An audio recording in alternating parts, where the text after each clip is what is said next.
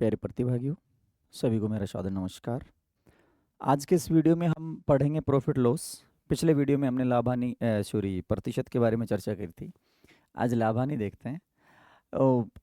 जहाँ तक है आपने इसमें अपने पिछले वीडियो में प्रतिशत के जो बेसिक कंसेप्ट्स हैं वो आपने सीखे होंगे। कैसे हम गुणांकों का इस्तेमाल करते हैं, कैसे परसेंटेज फाइंड आउट करते हैं। यदि आपको वो कंसेप्ट समझ में आ गए तो आने वाले जो टॉपिक हैं, चाहे वो लाभानी है, प्रॉफिट लॉस है, चाहे वो इंटरेस्ट है, सिंपल इंटरेस्ट, कंपाउंड इंटरेस्ट, उन्हीं फंक्शनों को हम काम में लेंगे। कोई नया फॉर्मूला यहाँ नहीं होता। मैं आपकी पहली बात आपको एक क्लियर कर दूं कि यदि आप रट्टा मारने में विश्वास रखते हो कि इसका कोई फॉर्मूला होता होगा, तो ऐसा कतई नहीं है। आप रट्टा मार के कुछ सवाल हल कर सकते हैं, कुछ हद तक आप सवालों को हल कर सकते हैं, लेकिन कंपटीशन पास करने के लिए आपको इसको समझना आवश्यक होगा। तो चलिए देखते हैं क्या होगा इस टॉपिक में। प्रॉफिट लॉस जो है, तो इसमें क्या है, वस्तुएं खरीदी जाएंगी, वस्तुएं बेची जाएंगी, कितना लाभ हुआ, कितनी हानि हुई, किस मूल्य पे खरीदी गई, किस मूल्य पे बेची गई, इस प्रकार के सवाल आपसे पूछे जाते हैं। तो देखिएगा इसमें क्या होता है। सबसे पहले जो मेन इस पूरे टॉपिक का जो बेस है वो होता है लागत मूल्य, यानी कॉस्ट। अब कॉस्ट क्या है कि कॉस्ट के बारे में एक सामान्य अर्थों में हम क्रय मूल्य भी बोलते हैं, क्रय मूल्य। अब नॉर्मली देखा जाए तो क्रय मूल्य और लागत मूल्य एक है सामान्य अर्थों में, लेकिन लागत मूल्य में क्या होगा कि लाभ हानि की जो गणना करेंगे वो इससे थोड़ा सा डिफरेंस होगा क्रय मूल्य से। कैसे कि मान लीजिए 500 रुपए की किसी आदमी ने एक साइकिल खरीदी और उसमें 100 रुपए खर्च कर दिए, उसकी मरम्मत मेंटेनेंस वगैरह पे 100 रुपए खर्च कर दिए।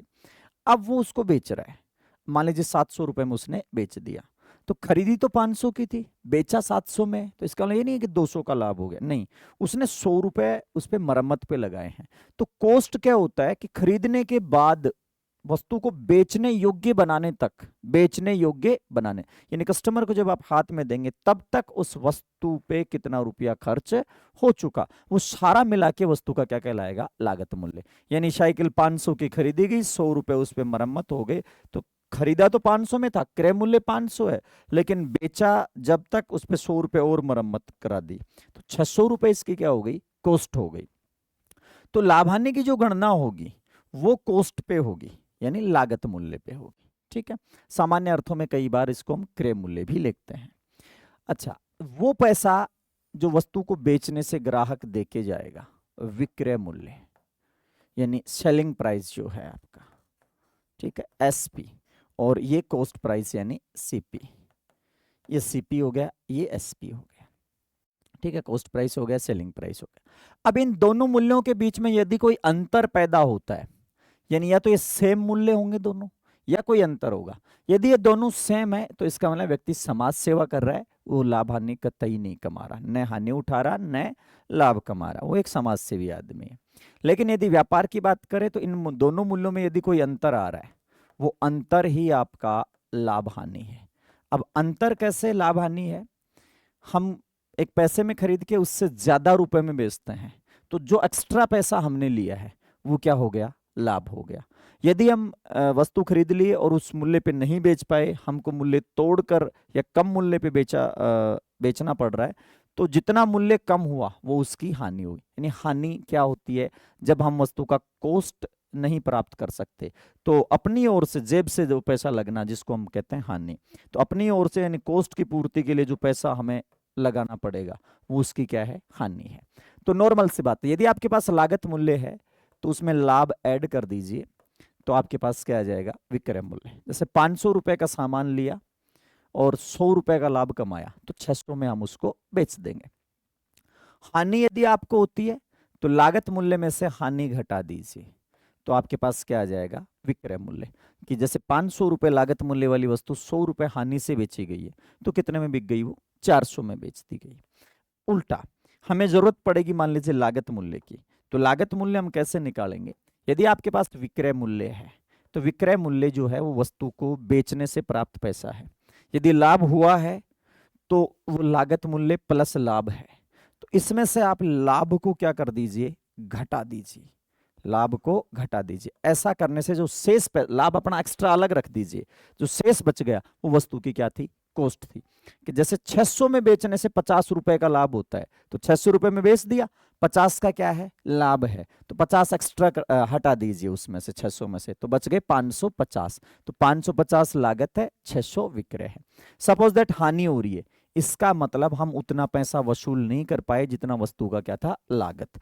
तो जितने रुपए की हानि थी वो हानि आप इसमें ऐड करिए, तब जाके क्या बन पाएगा, वो सीपी बन पाएगा।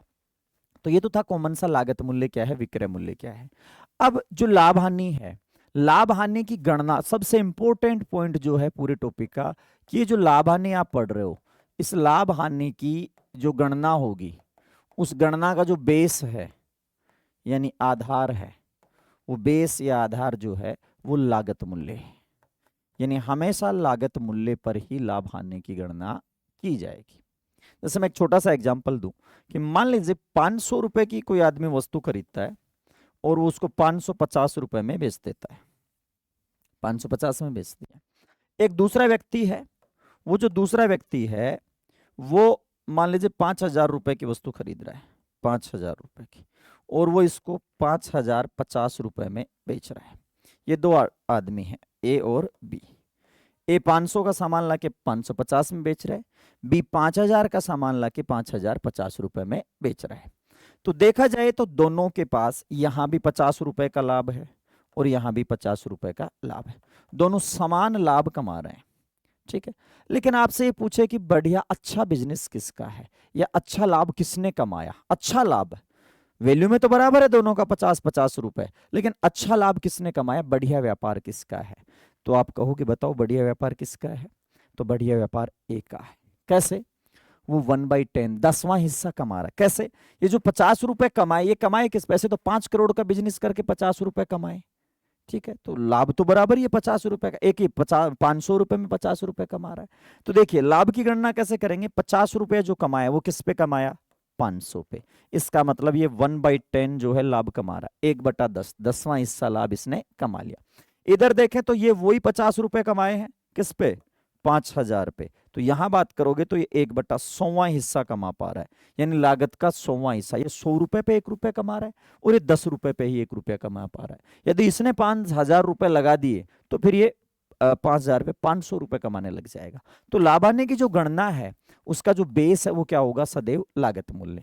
यानी कितना लाभ हुआ, तो पहले मैं बात कर रहे हैं जब भी किसी चीज को परसेंटेज में लिखें या उसको गणना करें, तो सबसे पहले उसका एक फ्रैक्शन जनरेट होगा, उसकी एक क्या बनाएंगे अपन, भिन्न बनाएंगे। और वो भिन्न किस प्रकार, भिन्न क्या शो करती है, भिन्न गणित की एक ऐसी संख्या है जो किसी हिस्से या किसी भाग को शो करती है। तो भिन्न कैसे बन जाएगी, भिन्न बन जाएगी, लाभ हुआ है तो लाभ और हानि हुई है तो हानि, और बटे में क्या आ जाएगा, लागत मूल्य, ठीक है। अब ये आपके पास भिन्न बन गई। और यदि आपसे परसेंटेज लाभ हानि पूछे, यदि हम इस चैप्टर को 3 फंक्शन में सीखेंगे। फंक्शन नंबर 1 कि जब आपसे लाभ हानि का प्रतिशत पूछा जाए, लाभ हानि का प्रतिशत पूछा जाए, ठीक है, कि कितना परसेंट लाभ हानि हुआ, तो लाभ हानि का परसेंटेज पूछेगा तो पहले हम ट्राई करेंगे कितना लाभ हुआ, कितनी हानि हुई, और बटे में क्या आएगा, हमेशा हमेशा जब भी लाभ हानि की गणना करोगे वो बेस जो होगा वो कॉस्ट होता है, लागत मूल्य पे होता है। तो इस भिन्न को हम किससे गुणा कर देंगे, 100 से, क्योंकि किसी भी चीज को परसेंटेज में बनाने के लिए जो फ्रैक्शन जनरेट करते हैं पहले, और उस फ्रैक्शन को मल्टीप्लाई कर देंगे 100% से, सॉरी 100%। 100% का मतलब क्या होता है, एक होता है। एक से गुणा करेंगे तो परसेंटेज के चैप्टर में मैंने सिखाया हुआ है, कोई वैल्यू पे फर्क नहीं पड़ेगा। ऐसा करने से लाभ है तो लाभ और हानि है तो हानि, उसका क्या आ जाएगा, प्रतिशत आ जाएगा। अब ये अपने आप में कोई फॉर्मूला रटने के लिए नहीं है, बड़े खेद का विषय होगा यदि बच्चे इसको रट के जाते हैं कि लाभ हानि का प्रतिशत ऐसे दिया जाता है। कंसेप्ट सीखो, लाभ हुआ है किस पे हुआ है, और प्रतिशत कैसे बनता है किसी चीज का, तो फ्रैक्शन को 100% से मल्टीप्लाई करने से तो ऑटोमेटिक आपके पास फॉर्मूला जनरेट हो जाएगा। यानी कैलकुलेशन में काम में लेना है सीधा आपको इसको। तो पहला फंक्शन पढ़ेंगे, लाभ हानि का परसेंटेज पूछा जाए, तो ये हो गया आपका पहला फंक्शन कि लाभ हानि का प्रतिशत कैसे निकाला जाएगा। दूसरा फंक्शन हम इस टॉपिक में पढ़ेंगे, जब आएगा तो मैं बताऊंगा कि जब आपको पहले से परसेंटेज दिया है कि लाभ इतना % लाभ हुआ है, तो उस समय मूल्य निर्धारण है। आगे जब भी सवाल आएंगे उस समय मैं इसके बारे में चर्चा करूंगा कि मूल्य निर्धारण कैसे होगा, क्रय मूल्य क्या है, या कितने में बेचें कि इतना % लाभ हो जाए, या ऑलरेडी इतना % हानि हो रखी है तो कितने में खरीदा था, ऐसे। और थर्ड हम पढ़ेंगे जो मिसलेनियस क्वेश्चन, विविध सवाल, कि मूल्य इतना कम तोल दिया, इतना मूल्य बढ़ा दिया तो इतना लाभ हुआ या इतनी हानि, उस प्रकार के सवाल। तो चलिए शुरू करते हैं हम। पहला पॉइंट प्रॉफिट लॉस का, कि लाभ हानि का प्रतिशत आपसे पूछा जाए। स्टेप बाय स्टेप हम सवालों का लेवल बढ़ा के चलेंगे, उम्मीद है आप लोगों को ये समझ आएगा। तो चलते हैं, स्टार्ट करते हैं, पहला सवाल देखते हैं। पहला सवाल है, एक दुकानदार ने 600 रुपए में एक रेडियो खरीदा, 600 में रेडियो खरीदा, 720 में बेच दिया। बड़ा आसान सवाल है, बहुत इजी लेवल से लेके चलेंगे अपन। तो यहाँ कॉस्ट क्या हो गई, कॉस्ट हो गई 600, कॉस्ट यानी लागत। 600 रुपए बिजनेस में लगाए और सेल कर दिया उसको इसने 720 में, बेच दिया 720 में। तो देखो 600 से ज्यादा पैसे ले रहा है। तो पहली बात इससे, इस जो कंसेप्ट है, कि पहला कंसेप्ट है आपका कि जब आपसे लाभ या जो हानि है उसका प्रतिशत पूछा जाए तो क्या करना है आपको, नंबर फर्स्ट, स्टेप फर्स्ट लेंगे आप।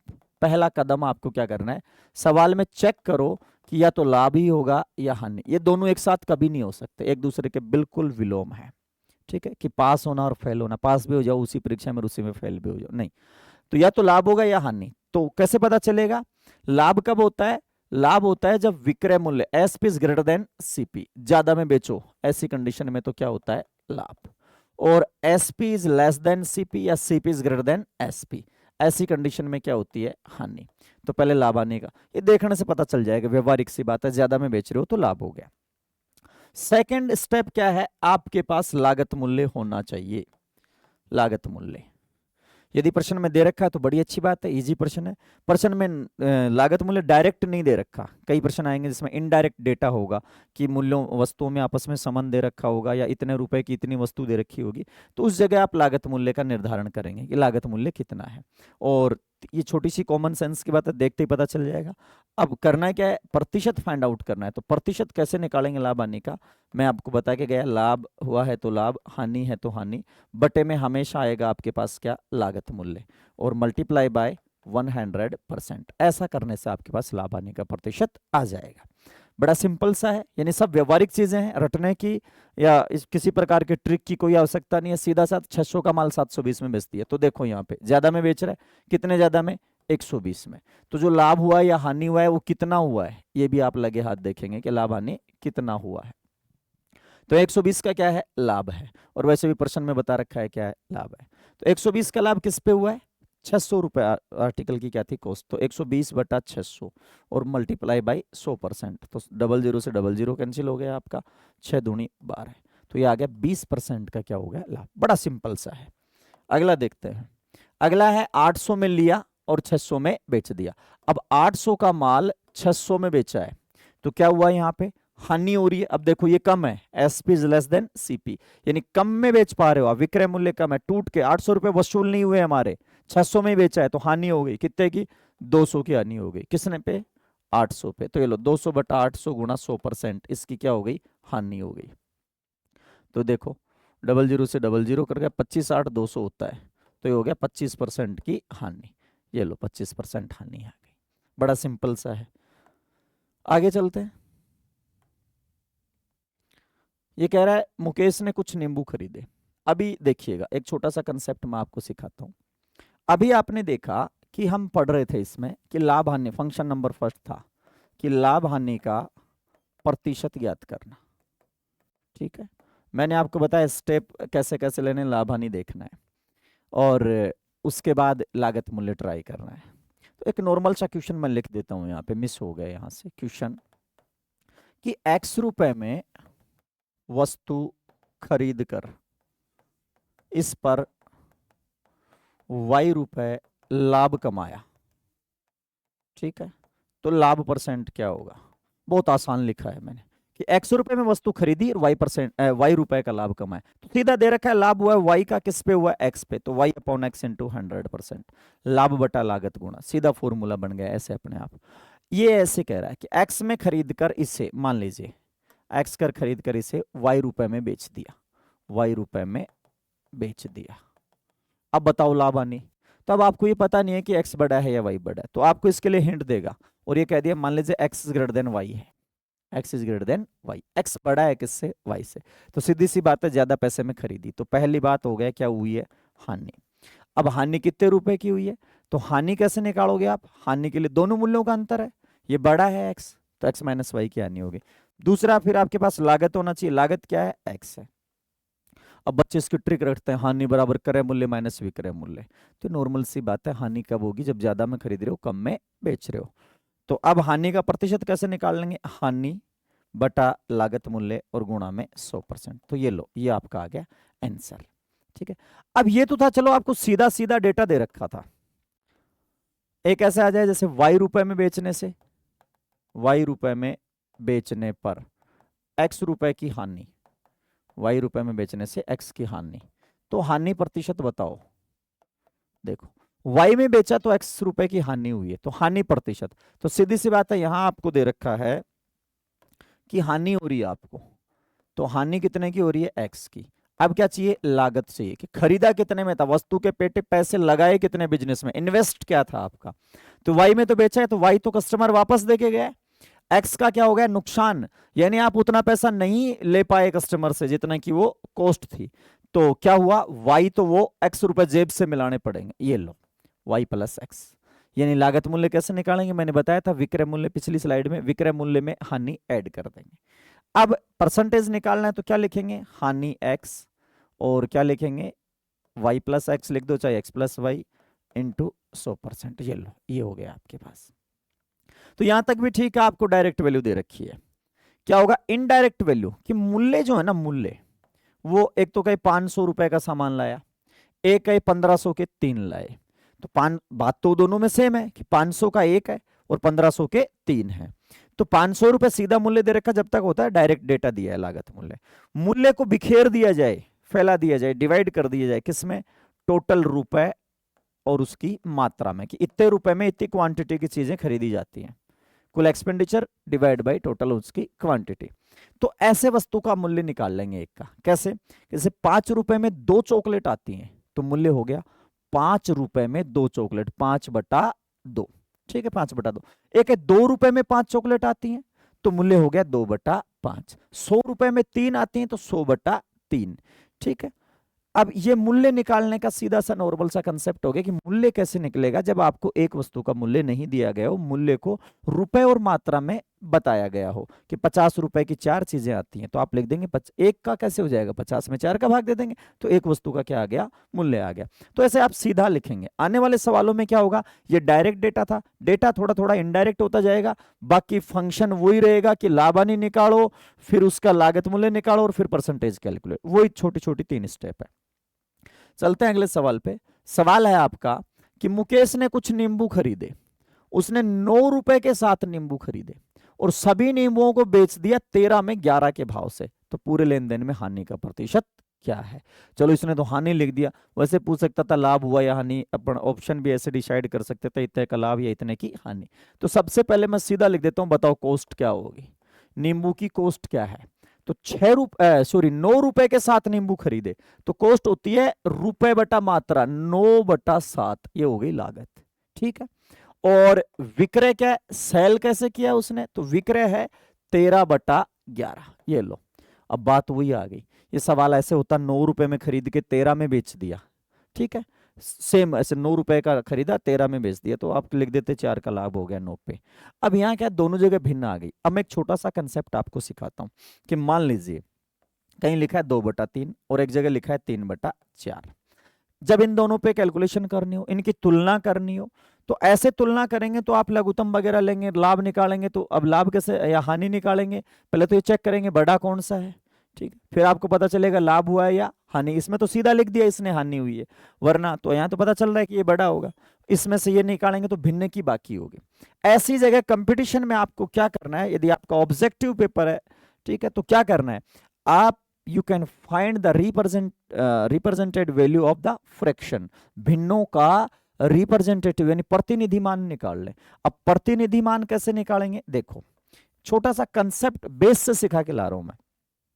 इसका एलसीएम लेते हैं अपन, क्या 12, तो ये हो गया 3 चौके 12, 4 दूनी 8 और ये हो गया 4 तिया 12 तो 3 तिया 9, यानी आप इसको लिख सकते हो 8/12 और इसको लिख सकते हो 9/12। अब सुनिए मेरी बात, यदि हम इन दोनों भिन्नों को ऐसे लिख सकते हैं, हमको कोई जोड़ बाकी तो करना ही नहीं था, तो 12 में से 8 टुकड़े, 12 में से 9, बेस सेम हो गया दोनों का 12। अब ये बड़ा है, इस सवाल की बात नहीं कर रहा मैं, अलग से कंसेप्ट सिखा रहा हूं, ये बड़ा है, ये बड़ा है, तो सीधी सी बात है इसको 9 यूनिट मान लीजिए, इसको 8 यूनिट, 1 यूनिट क्या होगी 1/12 की हो गई, तो यूनिट में हमारा सवाल हो जाएगा। तो हम क्या करें, इस 12 को यहीं छोड़ दें, कोई फर्क नहीं पड़ने वाला, क्योंकि करने क्या जा रहे हैं हम, लाभ हानि की गणना करने। लाभ हानि में क्या होगा, जैसे लाभ हो गया 1/12 का, किस पे हुआ 8/12, यदि ये कॉस्ट होता रेसेल होता 8/8 डिवाइड बाई, तो 12/12 हो गया। या फिर आप ये लिख दें, ये 8 यूनिट है और ये 9 यूनिट है, यूनिट यानी 1/12 को आपने क्या मान लिया, यूनिट मान लिया। तो अब लाभ हो गया 1 यूनिट का, अब आप लिखेंगे 1 यूनिट डिवाइड बाई 8 यूनिट, तो यूनिट से यूनिट कैंसिल हो जाएगी, तो हमें इस 12 की क्या है, जरूरत ही नहीं है। तो हम क्या कर रहे हैं, देखिए हम ऐसा कर लें, सपोज दैट यहां को प्राइम नंबर हो कि 3/5 है। अब देखिएगा को प्राइम है तो क्या होगा, तो यहां एलसीएम आएगा कितना 15, 3 को 5 से गुणा करोगे 5 दूनी यहां क्या आएगा 10 आएगा, यहां 10 आ गया, यहां 9 आ गया। अब क्या हुआ है देखो, देखा जाए तो ये दोनों, क्योंकि इसमें जो आए ना, इसमें कौन था 3 भी था और 5 भी था, अब 3 से तो ये डिवाइड हो गया, तो किससे मल्टीप्लाई होगा 5 से, तो हम इन सारी चीजों को यहीं छोड़ दें और हम ऐसे कर लें, इसको इससे मल्टीप्लाई कर दें, इसको इससे मल्टीप्लाई कर दें, और ये रिप्रेजेंटेटिव वैल्यू देगा कि जैसे 10 में 5 भी है और 2 भी है, तो 10 इधर लिखा जाएगा या 10 उधर लिखा जाएगा, ये भी कंफ्यूजन का विषय हो जाएगा आपके लिए। तो जो न्यूमरेटर अंश जिससे गुणा होगा, जिसका अंश काम में ले रहे हो, देखो इन दोनों को गुणा कर रहे हो, इन दोनों को, तो एक चीज इसकी आ रही है, एक चीज इसकी आ रही है, तो एक तो 15 आ गया और एक 10 आ गया। अब 10 किधर लिखें, तो जिसका अंश काम में लिया है उधर की वैल्यू काम में उधर ही लिखनी है। तो ऐसे आप क्या करें, किसी प्रकार का एलसीएम वगैरह ना लें और इन सवालों को रिप्रेजेंटेटिव यूनिट से आप सीधा हल करें। कैसे, देखो रटना नहीं है कि कब गुणा करना है, जब अपन यहां फंस गए तो अब इसमें से बाकी करेंगे तो बार बार आपके पास क्या रहेगा, एलसीएम का लफड़ा रहेगा। तो हम सीधा लिख देते हैं 9/7 है और दूसरा है 13/11, 11 से 9 को मल्टीप्लाई कर देते हैं तो सीधा हो गया 99। अब 99 इधर लिखा जाएगा क्योंकि 9 अंश है, इधर 13 7 91 इधर लिखा जाएगा, ये लो। अब ये वैसा ही सवाल बन गया कि वस्तु 99 यूनिट में खरीदी गई, 91 यूनिट में बेची गई, समझ गए। तो 99 यूनिट रुपए में खरीदी गई, 91 यूनिट रुपए में बेच दी गई, तो क्या हुआ, यहाँ हानि होती दिख रही है आपको। कितने की हानि हो रही है, 8 की हानि हो रही है, किस पे हो रही है 99 पे हो रही है। तो आप सीधा लिखेंगे 9/7 ही था ना, 9/7 और 13/11, हाँ, तो ये हो गया कितने की हानि हुई है, 8 की हानि हुई है, किस पे हुई है 99 पे हुई है, और गुणा में क्या लगा देंगे 100, ये लो, ठीक है। तो क्या हो गया, ये हो गया आपके पास 800/99। अब 800/99 हो गया 9/7, ठीक था, 800/99 हो गया। अब 99 8 से गुणा करेंगे तो 9 अंटे 72, 9 अंटे 72 और 7 81 हो जाएगा, 8 से तो जाएगा नहीं, 7 से जाएगा ये, तो 7 सही।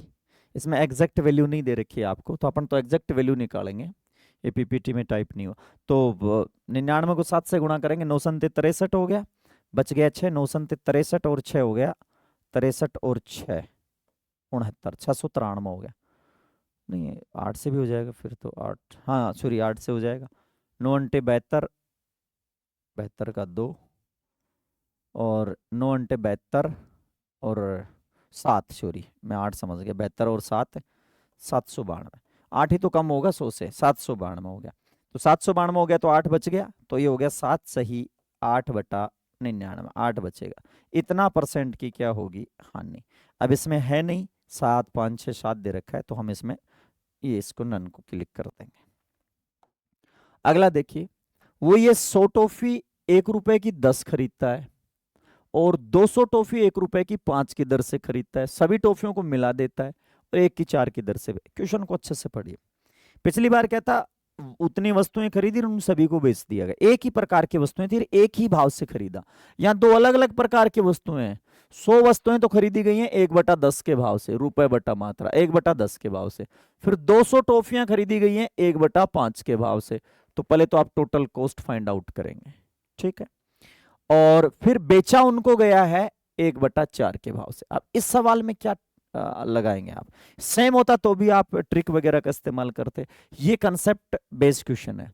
तो 100 टॉफी 1/10 के भाव से खरीदी, तो 1/10 क्या हो गया, एक टॉफी का भाव हो गया 1/10। तो 100 टॉफियों का भाव क्या हो गया, इंटू 100 लगा दो, तो 10 रुपए की तो आ गई ये। ठीक है, 1/5 एक टॉफी का भाव है, 200 टॉफी यहां खरीदी है, तो ये होगी 40 रुपए की। यानी टोटल जो बिजनेस की कॉस्ट है वो 50 रुपए है, 50 रुपए कॉस्ट है। लेकिन बेचते समय खरीदी तो दो अलग अलग प्रकार से है, 50 रुपए इन्वेस्ट हो गया, बेची कितनी होंगी, अब जब 300 खरीदी है तो ये कॉमन सेंस रखना, 300 खरीदी है तो 300 ही तो बेचेगा, किधर से सभी टॉफियां बेच दी, तो 300 टॉफी बेची है 1/4 के भाव से, तो 1/4 के भाव से 300 टॉफी बेचेगा कितने की, 75 रुपए की।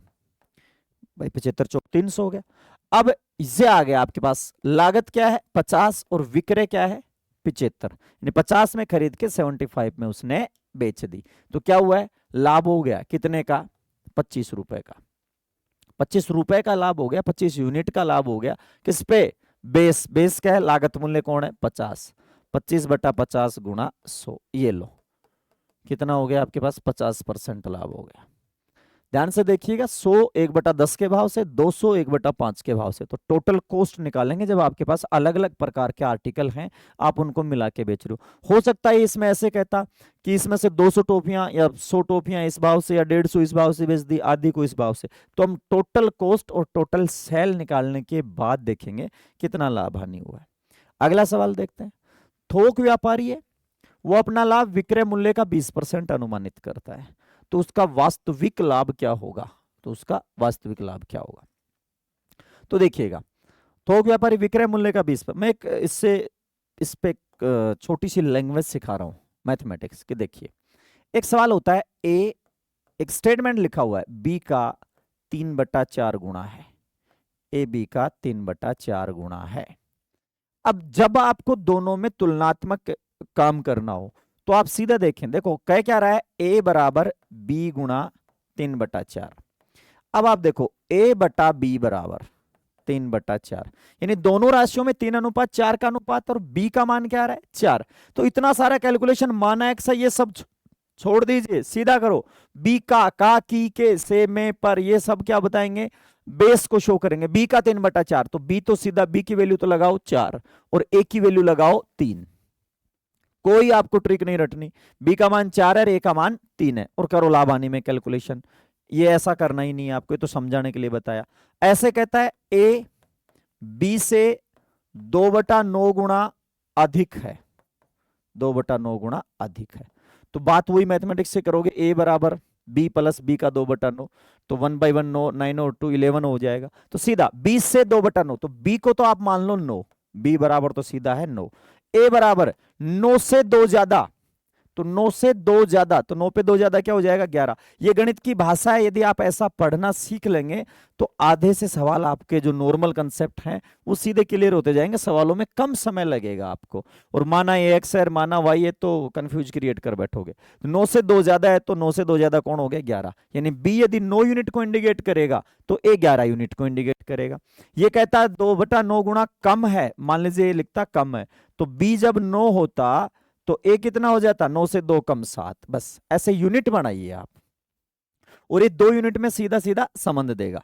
अब इस सवाल पे आते हैं अपन, कोई ट्रिक नहीं रटनी, 20/100 + 20 या 100 - 20 ऐसा कुछ नहीं करना।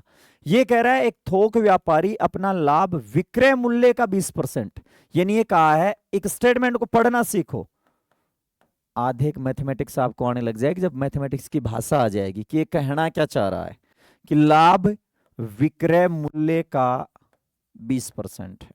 मैं इसको मुजबानी करना सिखाऊंगा सवाल को विदाउट पेन कॉपी, ये ऐसे ही सवाल है छोटे छोटे। लाभ विक्रय मूल्य का 20% है। अभी आप सामने नहीं, यदि आप सामने रहे होते तो मैं मुजबानी बोल बोल के बताता, और मतलब वर्बली हम पढ़ते मैथमेटिक्स को।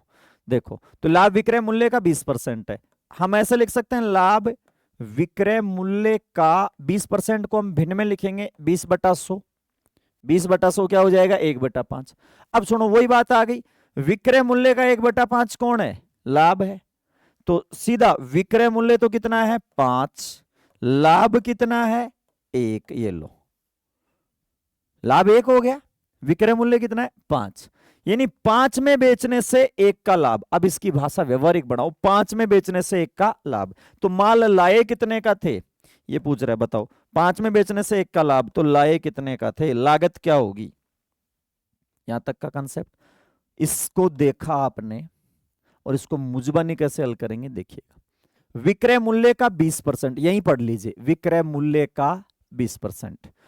परसेंट लगा, इसका मतलब बेस कौन है, 100। तो विक्रय मूल्य तो हो गया 100 और लाभ हो गया 20। विक्रय मूल्य 100, लाभ 20, तो खरीदा कितने में, 100 में बेचने से 20 का लाभ, तो 80 में ही तो खरीदा। अब वास्तविक लाभ कैसे, वास्तविक लाभ का मतलब होता है, वास्तविक लाभ कैलकुलेट होता है हमेशा किस पे, लागत पे। तो लागत कितनी आ रही है यहाँ पे, 80 आ रही है, वही 20/80 1/4 हो गया। या फिर ऐसे पढ़ा, विक्रय मूल्य 20 है तो 1/5 हो गया 20 का, तो विक्रय मूल्य 5 और लाभ 1, ये लिख दिया। तो लागत क्या आएगी, 5 में बेचने से 1 का लाभ, तो कम खरीदा कितने में था, 4 में। अब पूछा वास्तविक लाभ परसेंट, लाभ परसेंट का एक और एक यूनिक तरीका है, लाभ चेक करो, बटा में इन्वेस्ट लगाओ, भाई कितने रुपए पे कमाया, तो आपने यहाँ 1 रुपया कमाया किस पे, 4 पे, क्योंकि कॉस्ट क्या थी बिजनेस की, 4, और इंटू 100। किसी प्रकार का एक्स वाई लगाने की जरूरत नहीं है, 100% लगा दो, ये आ गया 25%। कोई ट्रिक नहीं रट्टा मारनी यहाँ पे कि आप ऐसे लिखो 20 बटा लाभ है तो 100 - 20 लेना, हानि है तो 100 + 20 है, कब तक याद रखोगे, इसमें क्या है, इसको पढ़ना सीखो मैथमेटिक्स को।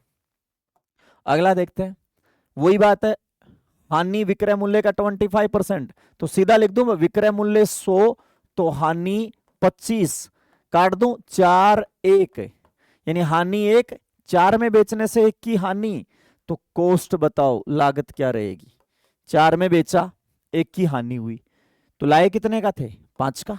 कैसे, 4 तो कस्टमर दे गया आपको, ऊपर से 1 रुपए का नुकसान हो गया, तो माल कितने का था, 5 का। ऐसे व्यवहारिक बनोगे, मैथमेटिक्स को समझोगे तो अपने आप सवाल होंगे। अब क्या हो रहा है, हानि प्रतिशत क्या है, वास्तविक हानि प्रतिशत, तो 1 खरीदा, सॉरी 1 का नुकसान हुआ किस पे, 5 पे, 1/5 × 100, ये लो 20% की रियल में हानि होगी इसको।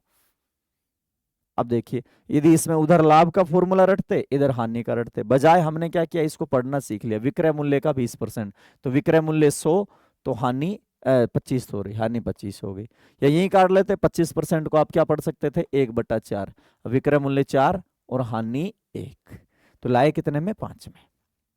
ऐसे सिंपल सिंपल चीजें। अब ये एक अलग कंसेप्ट है, तो देखिएगा इसके बारे में बताऊं। आपने कहीं लिखा देखा 3x = 7y, ठीक है, 3x = 7 वही, ऐसा एक इक्वेशन आपके पास है, कोई इसका इतना गुणा इसके इतने गुणा के बराबर है, इतने, तो ये है तो बेसिक मैथमेटिक्स। अब इसको ये फंक्शन यदि आपको आता है तो ये सवाल चुटकियों का है, अन्यथा आप इसको भी रटते रहो। तो देखो 3x = 7y है, तो x / y जो होगा वो आपके पास 7/3 हो जाएगा, 7/3। y को इधर ले आओ, 3 को इधर ले गए, पक्षांतरण हो गया, ये बन गया। तो x और y में जो रेशियो वो 7:3 का है, तो सीधा सीधा x का मान 7 है और y का मान 3 है। अब देखिए x का मान 7 और y का मान 3 कैसे निकालेंगे, इसको भी मत लिखो आप, परमानेंटली याद रखो, x की वैल्यू क्या हो जाएगी, 7 ये वाली, और y की वैल्यू क्या हो जाएगी, 3। जब भी ये कंसेप्ट लगे तो x के साथ चिपका कौन है, 3x के साथ चिपका हुआ है, लेकिन रियल में x का है कौन, 7। तो आप ऐसे देख लो, जो जिसके साथ लिखा है वो उसका नहीं है, जो साथ दिखाई दे रहा है वो उसका नहीं होता है, समझ गए। अब याद रहेगा आपको क्या, 2p = 7r, तो p का मान क्या है, 7, p के साथ 2 है तो 2p का मान नहीं है, r का मान क्या दो, यानी नॉर्मल सी बात है, फंक्शन कैसे कर रहा है। अब उस फंक्शन यदि आपको बेसिक नॉलेज है, वो इस सवाल को हल करने के लिए बेसिक नॉलेज होना चाहिए, कुछ भी मानने की जरूरत नहीं है आपको। आ जाओ सवाल पे, 9 वस्तुओं को उसी कीमत पे बेचता हूं जितना कि मैं 12 वस्तुओं के लिए भुगतान करता हूं, यानी एक निश्चित पैसा है, पहले मैं समझा दूं, ये पैसा है, इस पैसे में, इस पैसे पे वो 9 वस्तुएं बेचता है, यानी इतने रुपए में वो 9 वस्तुएं बेच दी, 9 वस्तुएं बेचने से उसके पास ये रुपया आया, और इतना ही रुपया 12 वस्तुओं के लिए भुगतान करता है, उतने रुपए में वो 12 वस्तुएं क्या करता है, खरीदता है। अब हर सवाल में लाभ, इसमें लाभ हानि होना चाहिए था, ट्विस्ट बनता सवाल में कि लाभ या हानि पर, लाभ पूछा तो सीधी सी बात है 9 पे होगा, 12 9 3/9 33 1/3 हो गया, ठीक है, ऐसे ट्विस्ट बनेगा ही नहीं। अब देखो 12 वस्तुएं खरीदता है, उतने रुपए में, और उतने रुपए में 9 वस्तुएं बेच देता है। तो हम क्या लिखेंगे, 12 वस्तुओं की लागत, 12 की लागत बराबर है 9 का विक्रय। ये ऐसे भी लिखा हो सकता है, 12 की लागत बराबर 9 का विक्रय। तो सीधा सीधा लागत और विक्रय में संबंध बढ़ाओ, तो लागत कितना आएगा बताओ, लागत हो गया 9 और विक्रय हो गया 12, यानी 9 यूनिट में खरीदा, 9 रुपए नहीं बोल रहा मैं, यूनिट मैथमेटिक्स के अकॉर्डिंग, 9 यूनिट में खरीदा और 12 यूनिट में बेच दिया। तो देखो लागत हो गई 9 और बेचा 12 में, तो लाभ हो गया कितने का, 3 का। किस पे हुआ है, लागत क्या है आपके पास, लागत है 9, तो कितने का लाभ होगा, लाभ होगा 3/9 का लाभ होगा आपके पास। देखो 2 यूनिट है, और थोड़ा सा स्मार्ट बनिए, 9 और 12 इस सवाल में ये चीज तो मैंने लिखी है, ये नहीं आई, ऐसा यदि पेपर में आया, हालांकि इतने इजी आते नहीं है, ये सिर्फ मैं फंक्शन सिखाने के लिए आपको बता रहा हूं कि 9 और 12 2 यूनिट है, और पूछ क्या रहा है लाभ कितना हुआ। तो भाई लाभ तो 9 से 12 पे होगा, 12 से 9 पे तो होना नहीं है, तो बेसिक अपने आप ही बेस कौन हो गया, लागत 9 हो गई, तो 3/9 सीधा ही कर दो सवाल को, इसके अलावा और कोई यूनिट इसमें है ही नहीं। तो देखिए 3/9, बाकी तरीका इसका ये हो गया, इसमें भी कोई ज्यादा टाइम आपको नहीं लगेगा। आप जब इसको पढ़ोगे कि 9 बराबर 9 की विक्रय बराबर 12 का लागत, तो 12 का लागत बराबर 9 का विक्रय, तो लागत सामने वाला हो गया विक्रय, विक्रय के साथ जो शब्द लिखा है वो विक्रय का नहीं है, वो लागत का है। तो ये हो गया 1/3, 1/3 यानी 33, सही 1/3%। ऑप्शन में ये 33 से 1/3 है नहीं, तो क्या हो गया, नन हो गया, इनमें से कोई नहीं मतलब। अब देखो सेम वही आ गया, 12 वस्तुओं को उसी कीमत पे बेचता हूं, 10 के लिए भुगतान करता हूं, तो क्या कह रहा है 12 का विक्रय बराबर 10 की लागत, ये आ गया। 12 को बेचता है तो 12 का विक्रय, यानी 12 वस्तुएं बेचने से जितना पैसा मिला उतना वो 10 के लिए भुगतान करके आया, यानी 10 की कॉस्ट है उसके लिए। तो देखो कॉस्ट क्या हो गई 12, विक्रय क्या हो गया 10, यानी लागत जो है ना, लागत वो 10 है, 10 में माल लाया, सॉरी लागत 12 है भाई, लागत है 12, और विक्रय जो है वो क्या है 10, 12 में माल लाया और 10 में बेच दिया। चाहो तो 6-5 भी लिख सकते हो, काट सकते हो इसको आराम से, इसको 6:5 कर सकते हो, तो लागत 6 और विक्रय 5, तो 1/6 का क्या हो गया, नुकसान हो गया, 1/6।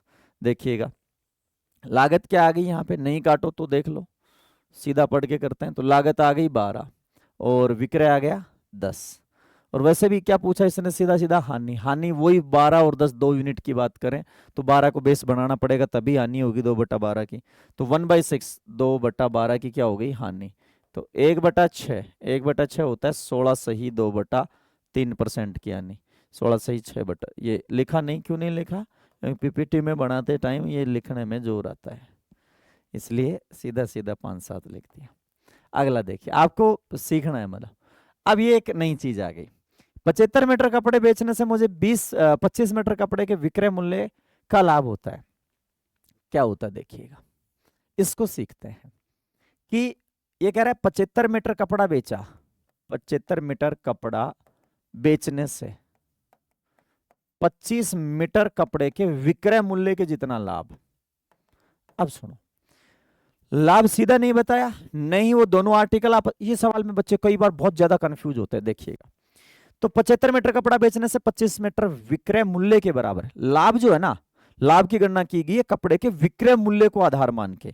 तो हम यहां एक छोटी सी बात मान लेते हैं, मान लीजिए 1 यूनिट विक्रय मूल्य है पर कपड़े का, पर मीटर, 1 यूनिट है पर मीटर, तो टोटल जो विक्रय है आपके पास वो कितना आ गया, 75 यूनिट आ गया, ये यूनिट टेक्निकली लिख रहा हूं, बाकी 75 1 बराबर 1 मानो आप तो।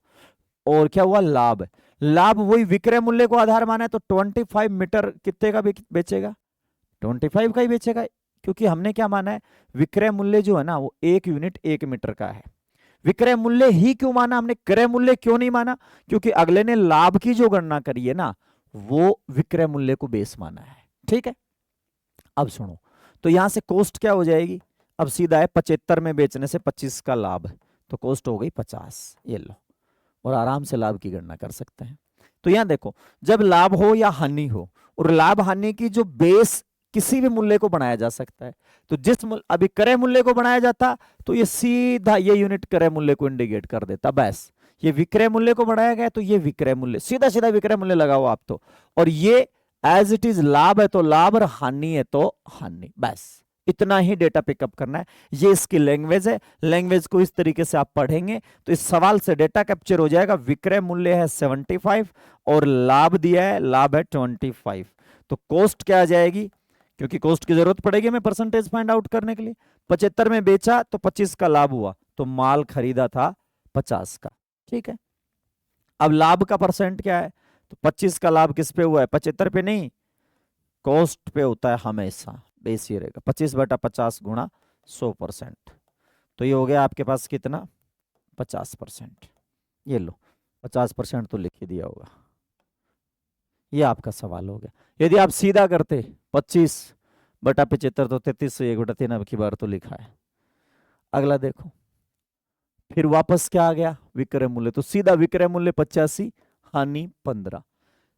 कैसे आए ये, क्यों कर रहे हैं हम ऐसा, हम मान लेंगे कि विक्रय मूल्य 1 यूनिट है, 1 मीटर का है तो मीटर का, नग है तो नग का, एक बराबर रखेंगे तो आपके पास टोटल जो विक्रय आ जाएगा 85 और ये जो आपके पास क्या हानि आ जाएगी 15 यूनिट, ठीक है। तो देखते हैं यहाँ पे सीधा डेटा कैप्चर करो, ये विक्रय मूल्य लिखा है तो विक्रय मूल्य 85, ठीक है। हानि दी है तो हानि, हानि 15 की। कॉस्ट तो आपको चाहिए ही चाहिए, तो बताओ कॉस्ट क्या रहेगी, लागत क्या रहेगी। तो लागत रहेगी आपके पास क्या, 85 में बेच गया और 15 का फिर भी नुकसान हो गया, तो कॉस्ट ये लो 100। इनमें गलती मत कर देना, कहीं 85 में से 15 हटा दो, नहीं ये हानि है तो मिलाना पड़ेगा तब जाके वस्तु तक पहुंच पाएंगे। अब हानि का परसेंटेज आपको पता चल गया, परसेंटेज कैसे निकालेंगे, 15 कॉस्ट आएगी नीचे हमेशा, तो ये आपके पास आ गया 15%। ऐसे सिंपल सिंपल सवाल है जो बेस सीखने के लिए, कि बेसिक चीजें आप सीख जाएं। अब देखो अब की बार क्या आ गया, क्रय मूल्य। 48 मीटर कपड़ा बेचने पर एक व्यक्ति को 12 मीटर कपड़े के क्रय मूल्य का लाभ होता है, लाभ परसेंट निकालो। तो सीधा सीधा क्रय मूल्य मानो। अब की बार क्या मानेंगे, माना 1 मीटर कपड़े का क्रय मूल्य 1 यूनिट है या x यूनिट है y यूनिट है, तो वही आ जाएगा 1 मीटर कपड़े का क्रय मूल्य x माना तो टोटल लागत 48x और टोटल क्या लाभ 12x, बस। तो 12x/48x। पिछली बार क्या था, विक्रेता 1 मत मानो, x मान लो मेरी तरफ से, p मानो, r मानो, जो आपकी मर्जी वो लिख सकते हैं अपन। तो सीधा टोटल कॉस्ट हो गई, टोटल कॉस्ट कितना 48 यूनिट है और लाभ कितने का है आपके पास 12 का। तो लाभ का परसेंटेज कैसे निकालेंगे, वही है, विक्रय मूल्य निकालने की जरूरत ही नहीं है अब तो हमें, क्यों, क्योंकि पहले से हमारे पास कॉस्ट है। उसमें क्यों निकाला, क्योंकि उसमें कॉस्ट नहीं थी, कॉस्ट हमें चाहिए होती है। तो 12/48 गुणा 100, ये लो 12 चौका 48, 25 चौका 100, 25% आपका राइट आंसर आ गया। ये चलते हैं अगले सवाल पे। अगला है कि 20,000 रुपए में खरीदा और बेचकर 12% का लाभ कमाया, स्कूटर को कितने में बेचा। अब इस सेकंड फंक्शन के सवाल स्टार्ट हो गए आपके पास। सेकंड फंक्शन क्या कहता है कि जब से, इसको फंक्शन को सीखिएगा आप एक बार। सेकंड फंक्शन क्या कहता है कि जब आपको पहले से प्रश्न में लाभ हानि का प्रतिशत दिया हो, ऐसा हो प्रश्न में, तो मैं एक छोटी सी बात बताता हूं कि लाभ हानि जो है ना, उसकी गणना किस पे की गई, लागत पे। एक स्टेटमेंट लिखता हूं बिना परसेंटेज के कि किसी वस्तु पे होने वाला लाभ, लाभ जो है वो 2/9 है, सिर्फ इतना ही लिखा गया है। 2/9 लाभ कमाया, लाभ 2/9 कमाया या 2/9 लाभ कमाया, ये लिख दिया मैंने कि भाई मैंने एक बिजनेस किया और उसमें 2/9 लाभ कमाया। ये इससे क्या समझे आप, मैंने एक व्यापार किया और उसमें 2/9 लाभ कमाया। तो सीधा सीधा लाभ का कंसेप्ट क्या होता है, लाभ या हानि का, कि जो लाभ हानि का जो बेस है ना वो कॉस्ट है, लागत है, इन्वेस्ट है, उसमें लगाया गया धंधे में पैसा है। तो इसका मतलब आप इसका जो डेटा यहां से कैप्चर करेंगे, इसकी बात जो सीखेंगे वो ये होगी कि इस बिजनेस में 9 यूनिट लगाया गया और 2 यूनिट कमा। यूनिट का मतलब 9 लाख भी हो सकता है, 9 रुपए भी हो सकते हैं, 90 रुपए भी, कुछ भी हो सकता है। 9 का कोई मल्टीपल 18, 27, 180 जो भी। तो 9 का जो था 9 यूनिट लगाया और 2 यूनिट कमाया।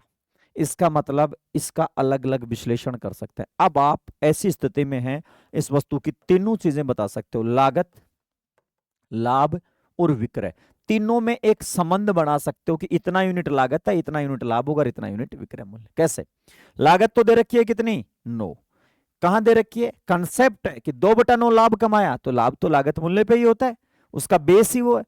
लाभ कितना है 2, तो बेचे कितने में, 11 में।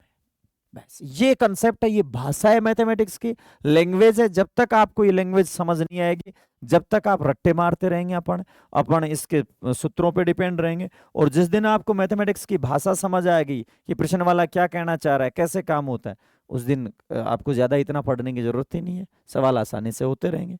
तो देखिएगा, लाभ हानि का परसेंट दिया, मान लीजिए कहीं लिखा है कि x% लाभ या p% लाभ, लिख देता हूं, p यानी प्रॉफिट, p% लाभ है। अब p% लाभ का मतलब क्या है कि p/100, 100 कहां से दिख रहा, देखो ये रहा, 100 रुपए पे p रुपए का लाभ हुआ, तो यहां से आराम से बन जाएगी लागत 100। उसमें 2/9 था तो लागत 9 रह गई, यदि फ्रैक्शन है तो फ्रैक्शन का बेस रह गया। इसमें फ्रैक्शन है, बेस को यहां न लिख के यहां लिख दिया जाता है, परसेंटेज भी तो एक भिन्नी है जिसका आधार 100 है, तो लागत 100, लाभ कितना हो गया p का, तो आप बता सकते हो विक्रय मूल्य क्या हो जाएगा। 100 रुपए धंधे में लगाए, p रुपया कमाया, तो विक्रय मूल्य हो गया 100 + p। यानी यदि कहीं आता है कि 10% लाभ से वस्तु बेची, तो सीधा 10% लाभ का सीधा दिमाग में आएगा 100, 10, 110। 100 में लाए, 10 कमाया, 110 में बेच दी। 10% की हानि, 100 में लाए, उस पे 10 टूट गए और 90 में हम बेच पाए। तो जब भी आपको लाभ हानि का परसेंटेज दिया जाएगा, तो आप एबल होंगे, किस चीज में एबल होंगे, आप लागत, लाभ हानि और विक्रय मूल्य में यूनिट सिस्टम बनाने में एबल होंगे। इसकी यूनिट्स बना सकते हो आप कि इतने यूनिट का लागत है तो इतने यूनिट का विक्रय है। फिर क्या होगा, फिर प्रश्न में से डेटा उठेगा एक, भाई मैथमेटिक्स पढ़ रहे हो, आपको हिस्ट्री ज्योग्राफी तो है नहीं कि आपसे सीधा पूछ लिया वो नदी किधर से बहती है। यहां तो क्या होगा, आपसे ये पूछेगा, एक डेटा देगा और दूसरा डेटा पूछेगा, तो डेटा का गेम है बस, और क्या है, डेटा कैप्चर जिसको करना आ गया पार जाएगा। तो डेटा कैप्चर कैसे करेंगे, जिस यूनिट की ये बात कर रहा है कि इतने रुपए की खरीदी या इतने की बेची, तो इनमें से लागत दे रखी होगी या विक्रय, तो एक यूनिट दिया जाएगा, जैसे x यूनिट का मान y है, और एक यूनिट आपसे पूछा जाएगा, बस इतना ही गेम रहेगा। तो x का मान y है तो z का मान क्या होगा, खूब बार आपको बताया समानुपाती होते हैं, इन दोनों को गुणा कर दो, y गुणा z अपॉन x, या फिर बच्चों की तरह निकाल लो, कैसे, x का मान y है तो एक का मान होगा y बटा x, तो z का मान होगा y बटा x गुणा z, एज यू विश। ठीक है, लेकिन कैलकुलेशन में ये चीजें आपके सिर्फ दिमाग में रहनी चाहिए, ये पेपर पेन पे नहीं आनी चाहिए, समझ गए। तो ये नॉर्मल सी बात है। अब आते हैं सवाल पे, कितना इजी सवाल है।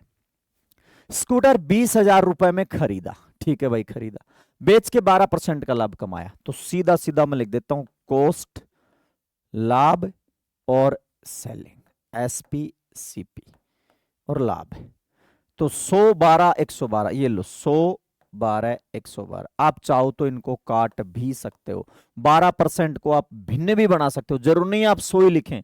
आपको जब एक बार ये समझ आएगा तो चाहे जैसे तरीके से कर सकते हो, 12 को शो करने की जरूरत ही नहीं है। 12% का मतलब हो गया 12/100, 12/100 का मतलब क्या हो गया, 3/25। ये लो, आप इसको, ऐसा सवाल भी आ सकता है ऐसे, 3/25 आ गया कि 20,000 में खरीदा, उसे बेच के 3/25 का लाभ कमाया, तो कॉस्ट 25, कमाया 3 और बेचेगा 28 में, ये लो, बात हुई है। यहां से काटोगे तो भी, चाहे पहले काट दीजिए चाहे काटना पड़ेगा, क्यों, जब आप कैलकुलेशन करोगे तो कॉमन फैक्टर तो आपको हटाने पड़ेंगे। अब ये कह रहा है रमेश कितने में बेचेगा, तो पहले तो आपने यूनिट बना ली SPCP की दोनों की। अब डेटा कैप्चर करो, क्या दिया है, 20,000 में खरीदा, आपके हिसाब से माल खरीदा गया है 25 में और माल बेचा गया है 28 में। ये कह रहा है 20,000 में खरीदा, तो 25 का मान है 20,000, ये लो, आपकी कलम यहां से चलनी चाहिए।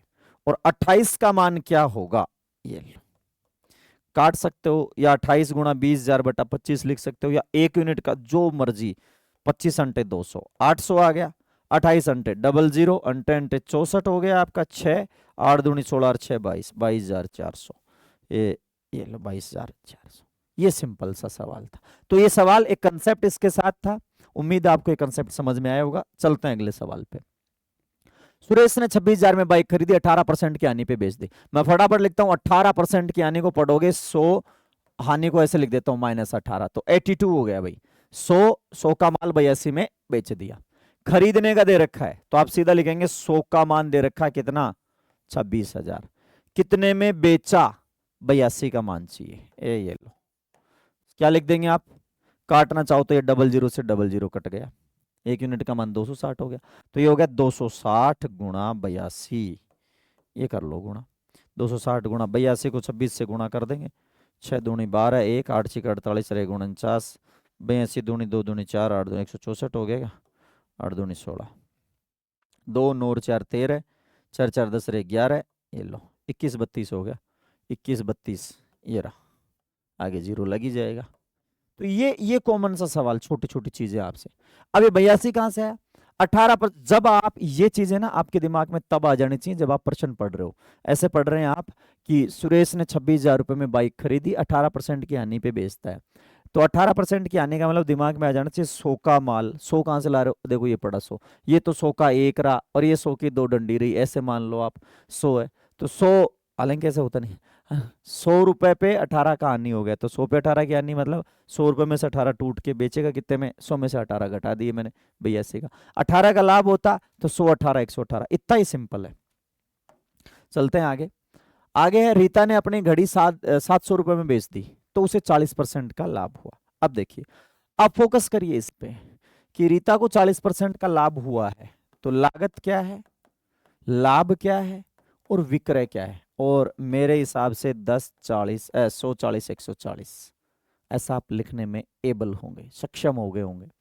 काट दीजिए और छोटा कर लीजिए इसको, 40% को आप 2/5 पढ़ सकते हो, 40% को क्या पढ़ सकते हो, 2/5, ये लो भाई 40%। जब एसएससी की तैयारी आप लोग कर रहे हो, अच्छी परीक्षाओं की तैयारी कर रहे हो, तो ये तो बहुत कॉमन चीजें हैं। अब आपको ये नहीं पता चल 2/5 कहां से आया, तो आपको अभी थोड़ा और प्रयास करने की जरूरत है। तो 2/5 आपने लिखा, 2/5 का क्या हुआ है, लाभ हुआ है। 2/5 के लाभ का आप, मैं कह रहा हूं वर्बली आप डेटा कैलकुलेट करो, पेन मत चलाओ इस सवाल के लिए, मुजबानी हल कर दो इसको। 2/5 के लाभ का मतलब होता है 5 में खरीदा, 2 कमाया, तो बेचोगे कितने में, कन्फर्म है 7 में बेचोगे, मैथमेटिक्स है, अपनी मर्जी तो चलेगी नहीं। 2/5 का लाभ है तो 5 में लाए, 2 कमाया और 7 में बेच दिया। अब तीनों में से किसी एक का मान या इनमें से किसी जो इनका रिलेटिव कोई ना कोई डेटा आपको देगा, भाई 5 और 2 में दे दिया, 2 और 7 को कर दिया, सीधा 5 दे दिया, 7 दे दिया, ऐसा अब डेटा कैप्चर करो। ये कह रहा है 700 में बेच दी, आपके हिसाब से 7 में बेची है, तो 7 को ये क्या बोल रहा है, 700। जब 7 को 700 बोल रहा है तो 5 को 500, 500 पे टिक मारो। चलो चलो यहां देखते हैं, आपने मान लीजिए नहीं काटा उसको, तो ऐसे कर लिया, तो यहां ऐसे भी लिख सकते हो, 140 का मान क्या है, 700, 100 में लाया, 40 कमाया तो 140 में बेचेगा, वो तो मुजबानी करने वाले बच्चों के लिए होगी। समझिए 140 का मान क्या है, 700। क्यों लिखा है 140 का मान, बेच दी, विक्रय मूल्य है, 700 किस लिए आया है, विक्रय मूल्य के लिए आया है, तो 140 का मान 700। अब पूछा क्या है, बोला लागत कितनी है, तो 100 का मान आपसे पूछा है, तो क्या लिखेंगे आप, 700 गुणा 100 बटा 140। अब देखो कितना फर्क पड़ गया कैलकुलेशन का, यही वो समय है जो सिलेक्शन दिलवाता है, जो आपके पेपर में टाइम बचाता है। अब देख लो फर्क क्या है दोनों में, ये छोटी छोटी बारीकियां हैं। अब 0 से 0 काटोगे, फिर 7 से काटोगे, कभी 2 से काटो, तो ये तो और ज्यादा फंस जाओगे, 7 पंजो 14 पंजो 70 500, जबकि ये सवाल मुजबानी होने वाला था, सिंपल सा था। अब देख लीजिए आप, ये मैथमेटिक्स है। अगला क्वेश्चन चलता है। अब की बार सीता ने घड़ी 900 में बेच दी, 40 की हानि हुई, 40 की हानि को वही 2/5 की हानि पढ़ो आप, 2/5 की हानि, 5 में लाए, 2 टूट गए, 3 में ही बेच पाए, 5 में लाने से 2 टूट गए तो 3 में बिकेगी, 5 में से 2 गए, और 3 का मान क्या है, बेच दी, विक्रय मूल्य को इंडिकेट कर रहा है 900, तो 3 का मान है 900, 3 का मान 900, तो 5 का मान बताओ, 3 तिया 9 तो 5 तिया 1500, ये लो 1500 पे टिक मारो। कहाँ गया इसमें, 40 की हानि 60, सही है, अरे भाई 1500 है ये, 1500 कर लेना भाई, ठीक है। 40% की हानि, 2/5 हानि चेक कर लेते हैं, 2/5 की हानि है तो 5 बेस हो गया, 2 टूट गया, 3 में बेचेगा, 3 का मान 900 है, तो 3 तिया 9 तो 5 तिया 1500, ठीक है 1500 ही आएगा। आगे चलते हैं। अलका है, अलका ने घड़ी 480 में बेच दी, 40 की हानि हुई, अब वो चाह रही है कि 30% लाभ कमाने के लिए घड़ी का, ये थोड़ा सा एक अलग एडवांस लेवल का, थोड़ा सा आगे एक स्टेप और ऊपर का उससे, बाकी है इसमें भी कोई खास दम वाली बात नहीं है। देखो 40 की हानि हुई। अब यहां देखिए ये हम वस्तु की कॉस्ट को लेते हैं, लागत को। टेक्निकली रूप से पहले मैं समझा देता हूं, उसके बाद हम सीधा, यदि मैं सीधा ट्रिक ही लिख दूं तो फिर क्या मतलब है ऐसा बताने का, पढ़ाने का। तो देखिएगा लागत है भाई, ट्रिक लिखने का मतलब क्या है, आप बच्चों को सिखा नहीं रहे, क्या कर क्या रहे हैं हम कि ठीक है ऐसा कर लेना, ऐसा क्यों कर लें, बदल के आएगा तो क्या होगा, ये सब चीजें आपको मैथमेटिक्स में सीखनी है। तो लागत है, लागत पे ही लाभ लेंगे, लागत से ही हानि होगी, यानी लाभ आने का जो बेस है वो कौन है, लागत। हुआ क्या, 30%, 40 की हानि हुई, 40% की हानि, ये लो -40 कर दिया। तो माल बिका कितने में, 60 में, खरीदा कितने में होगा, 100 में। ठीक है, अब उसी वस्तु को 30% लाभ से बेचना चाह रहे हैं, तो अब उस पे 30% का लाभ लेंगे तो ये माल बिकेगा 130 में। कहानी क्या है, कहानी समझ लो, परसेंटेज पे घड़ी खरीदी गई 100 रुपए में, पहले बेच दी उसको 40 की यानी 60 रुपए में उसको बेच दी। अब हम चाह रहे हैं कि उस पर 30 का लाभ कमा लेते, यानी माल तो 100 का था, इन्वेस्ट तो कितना किया है, 100। ऐसा नहीं है जो बेच दिया उस पर निकाले ना, ये कह रहा है उसी घड़ी पे विक्रय मूल्य क्या होना चाहिए था, इमेजिन कर रहा है कि क्या होना चाहिए यदि हम 30 का लाभ कमाना चाहें। तो घड़ी की कॉस्ट तो वही 100 है, लाभ किस पे कमाओगे, 100 पे। तो अब ये सवाल बन गया, इसी को परसेंटेज में मैं आपको बता के आया, एक संख्या का 60% 480 है, तो उसका 130% क्या होगा, ये लो। बड़ा सिंपल सा सवाल था, आप याद करोगे तो मैंने आपको इस प्रकार लिखाया होगा, x% बराबर y है तो z% बराबर, सवाल करना ही है आपको इस पे, अर्थमेटिक में लगभग यूनिट सिस्टम में बना दीजिए सबको, yz/x हो गया, ये लो। यह सिंपल क्या है।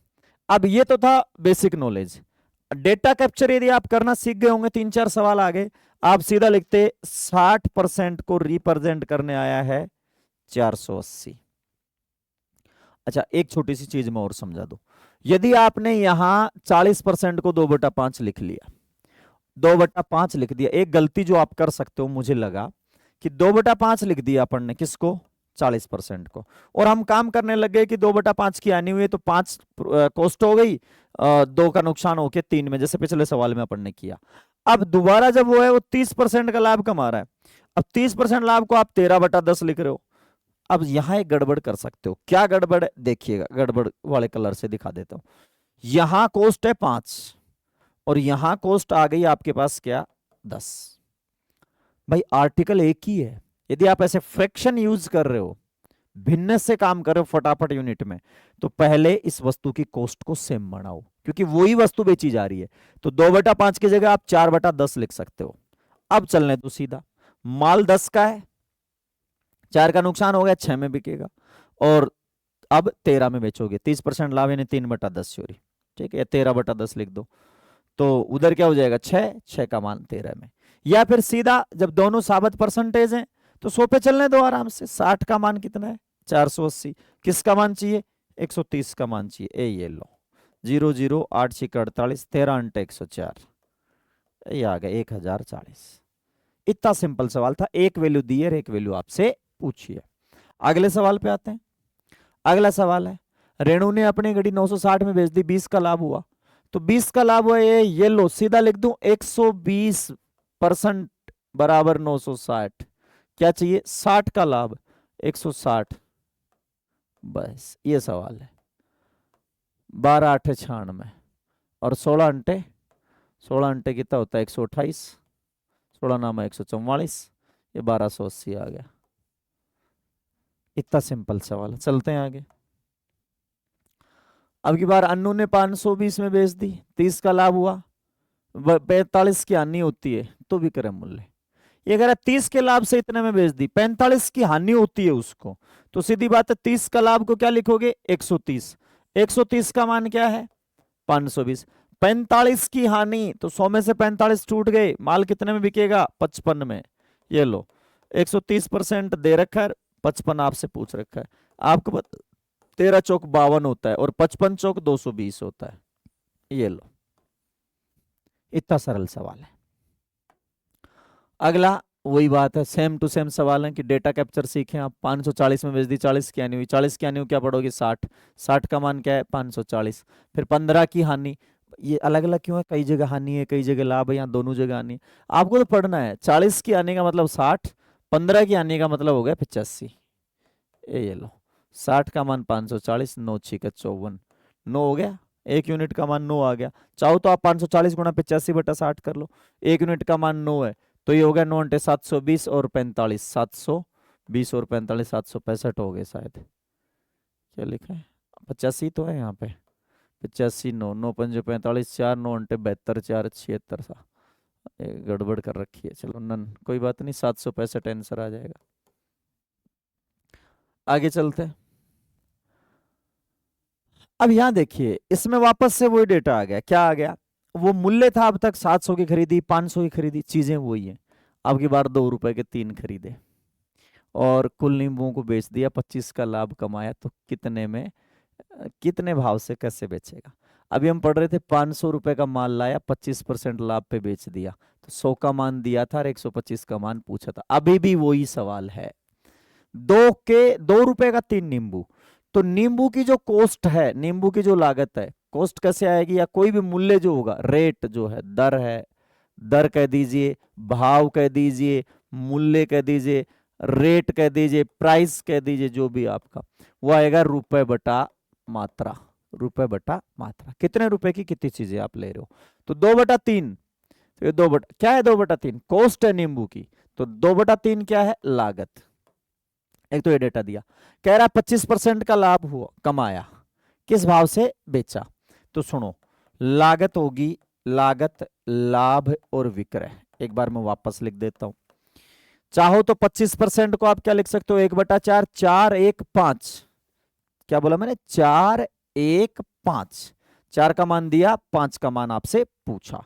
या फिर आप लिख सकते हो 100 25 125।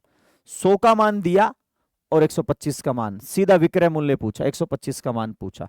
तो आप इसको लिखोगे कैसे, आप ऐसे लिखने वाले थे, 100 का वैल्यू आया है कितना, 2/3, और किसका वैल्यू चाहिए, 125 का। सेम टू सेम वो, ये कुछ नहीं बदला। पहले यहां 500 रुपए था, अब यहां 2 का 3 आ गया, या पहले 600 रुपए था, 700 जो भी कुछ रुपए था, अब यहां 2/3 आ गया, और कुछ भी चेंज नहीं हुआ है। तरीका वही है, इसको इससे मल्टीप्लाई करो, घबराना है नहीं आपको। 2/3 को मल्टीप्लाई करो किससे, 125 से, और डिवाइड कर दो किससे, 100 से। अब ये मैं सामान्य बच्चों के लिए लिख रहा हूं कि 125/100, वरना आपको लिखना क्या, 5/4, क्योंकि ये कट रहा है, सीधा 5/4 रखो वहां पे। तो सुनिएगा, अब ये कैलकुलेशन आप लोग कर लेंगे यहां से। सिंपल सी बात है, आपको 2/3 दिया, ठीक है, मुजबानी करते हैं सवाल को। 2/3 दिया, क्या पूछा आपसे, विक्रय मूल्य पूछा कि किस भाव से वो नींबुओं को बेचे।